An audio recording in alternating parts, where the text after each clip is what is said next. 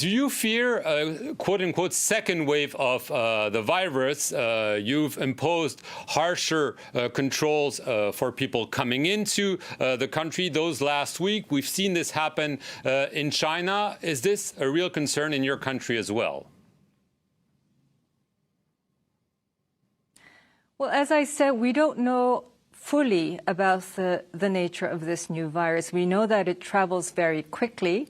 We know that it's highly fatal to certain people with certain medical conditions, especially among the elderly people.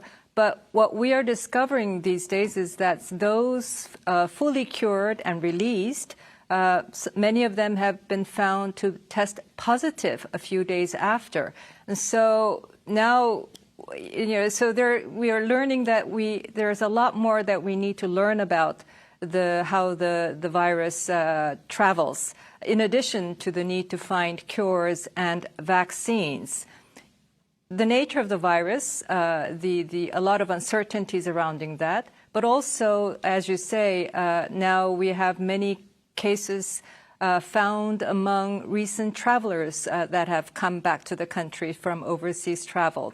And yes, and so this is a global challenge. It is not enough that we contain the disease inside the country. This is a challenge that we have to overcome together as a global community. Right. We saw Japan declare a state of emergency, and you've chosen not to impose any lockdown. There are strict social distancing, as they're known, guidelines that have been prolonged. Could you consider harsher measures if you see that indeed the virus is coming back through people coming in or people being reinfected? As I said, our principle has been openness. Obviously, the virus travels with people. So to contain the virus, you have to contain people movement.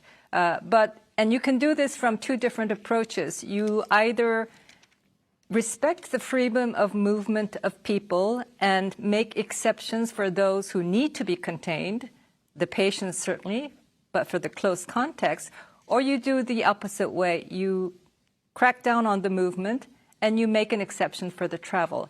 Our approach has been from the very beginning, by default, respecting the people's right to freedom of movement, and then to implement measures where necessary and proportionate to the needs to manage the risk.